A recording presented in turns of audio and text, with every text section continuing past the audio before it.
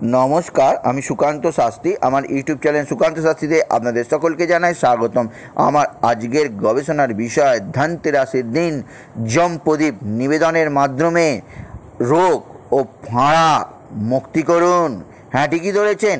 আজকের এই ভিডিওয় আমি এমন কিছু গুরুত্বপূর্ণ বিষয় নিয়ে আলোচনা করব যা আপনারা ধনতেরাসের দিন যথাযথভাবে পালন করতে পারলে আপনাদের যে রোগ সারা বছর আপনাদের কষ্ট দিচ্ছে, আপনার জন্মকুণ্ডলিতে যে ফাঁড়া আছে যার ফলে আপনার মৃত্যু ভয় সূচিত হচ্ছে, সেইটি কীভাবে কাটাবেন সে সম্পর্কে আমি এই ভিডিও আলোচনা করব।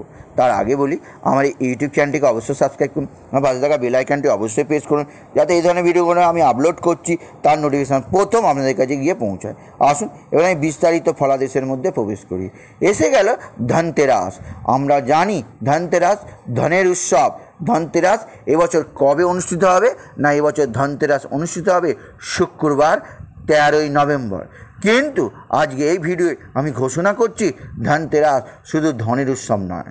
ধনতেরাসের দিন যে কেবলমাত্র মা লক্ষ্মী, ধনদেবতা কুবের এবং সিদ্ধিদাতা গণেশ পূজিত হন তা না। এই দিন একটি প্রধান দেবতা যমরাজ পূজিত হন, অর্থাৎ যমরাজকে আমরা সকলেই ভয় পাই। যমদূত কখন আসবে, এসে আমাদের নিয়ে চলে যাবে, আমাদের প্রাণ বায়ু চলে যাবে, অর্থাৎ আমরা মারা যাব। তাই সকল দেবতা বছরের প্রত্যেক দিন পূজিত হলেও এই শুভ দিনে অর্থাৎ ধনতেরাসের দিনে যমরাজ পূজিত হন। এবং যমরাজকে যদি আপনি সন্তুষ্ট করতে পারেন তাহলে আপনার মধ্যে যে রোগ কুঁড়ে কুঁড়ে খাচ্ছে আপনাকে, সেই রোগ মুক্তি ঘটবে এবং আপনার যে মৃত্যু ভয় দেখা দিয়েছে, অর্থাৎ আপনার জীবনে যে ফাঁড়া আছে এবং আপনার বাস্তুতে যে নানা বিঘ্ন ঘটেই চলেছে তা থেকে অবশ্যই মুক্তি পেতে পারবেন। কিভাবে করতে হবে না, যম প্রদীপ নিবেদনের মাধ্যমে। যমরাজ এই দিন পূজিত হন, তাই জগতের সকল ব্যক্তির উদ্দেশ্যে আমি বলছি এই শুভ দিনে অবশ্যই যমরাজকে যম প্রদীপ নিবেদন করুন। যম প্রদীপ নিবেদন করলে অবশ্যই আপনারা জীবনে যেমন ফাঁড়া থেকে মুক্তি পাবেন, যেমন রোগ থেকে মুক্তি পাবেন, একইভাবে আপনার বাস্তুর যে দোষের ফলে আপনার নানা ধরনের রোগ লেগেই থাকে, বিভিন্ন সময়ে অ্যাক্সিডেন্ট আপনাকে ছেড়ে যায় না, দুর্ঘটনা আপনার নিত্য নৈমিত্তিক ঘটনা হয়েই গেছে, সে থেকে আপনি সারা বছর মুক্তি থাকবেন। তাই এই দিন এই সুযোগ নষ্ট করবেন না। এই দিন অবশ্যই যমরাজকে যম প্রদীপ নিবেদন করুন। আসুন জেনে নিই কী পদ্ধতিতে আপনি যম প্রদীপ নিবেদন করবেন। প্রথমে মার্কেট থেকে ওই দিন অবশ্যই একটি প্রদীপ কিনে আনুন। প্রদীপটিকে ভালো করে জল দিয়ে ভালো করে ধুলুন। ধুয়ে অবশ্যই প্রদীপের মধ্যে দুটো সলতে তৈরি করুন। সলতেটি অবশ্যই এমনভাবে তরুণ, অবশ্যই সেই যে সলতেটা চারদিকে জ্বালা যাবে, অর্থাৎ সলতেটিকে প্লাস বা কস চিহ্নের মতো রাখুন, রাখলেই প্রদীপের ওপর তাহলে চারদিক দিয়েই জ্বালা যাবে। এইভাবে আপনাকে সলতেটা রাখতে হবে।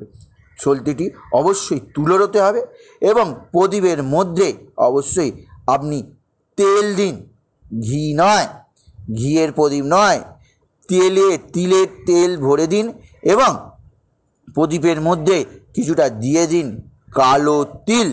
তাহলে কি দেবেন, তিলের তেল এবং কালো তিল, এবং পলতে দুটিকে এমনভাবে করবেন, তুলোর পৈতে দুটিকে যাতে ক্রস চিহ্ন থাকে, যাতে চারদিক দিয়ে জ্বালা যায়। এবার বাড়ির দরজায় যেখানে প্রবেশদ্বার আপনার, অর্থাৎ আপনার বাড়ির মূল ফটকের সামনে কোনো মাটি দিয়ে বা অন্য আঠা দিয়ে, গমের ভুসি দিয়ে, গমের আটা দিয়ে আপনি সেইখানে দক্ষিণ দিকে মুখ করে বসিয়ে দিন। দক্ষিণ দ্বার যমের দ্বার। যমরাজ মধ্যরাতে আসবে এবং অবশ্যই আপনার এই পূজা তিনি গ্রহণ করবেন। আপনাকে মনে রাখতে হবে যখন আপনি দক্ষিণ দ্বারে এই যম প্রদীপ নিবেদন করছেন এবং প্রতি প্রহরে আপনাকে লক্ষ্য রাখতে হবে যে যম প্রদীপ নিভে না যায়।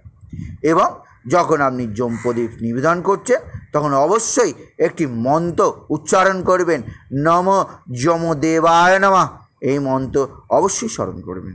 নম যমদেবায় নমঃ এই মন্ত্র স্মরণ করলে অবশ্যই যমদেব সন্তুষ্ট হবেন এবং সারা বছর আপনার রোগ মুক্তি ঘটবে।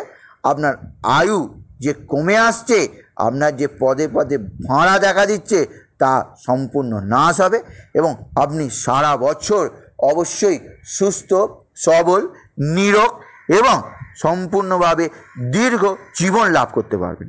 সুতরাং আমার বলে দেয়া কর্তব্যটি অবশ্যই পালন করুন।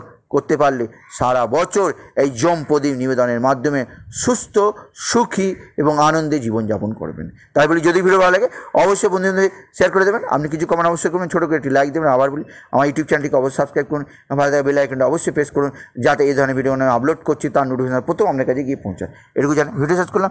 নমস্কার, ধন্যবাদ।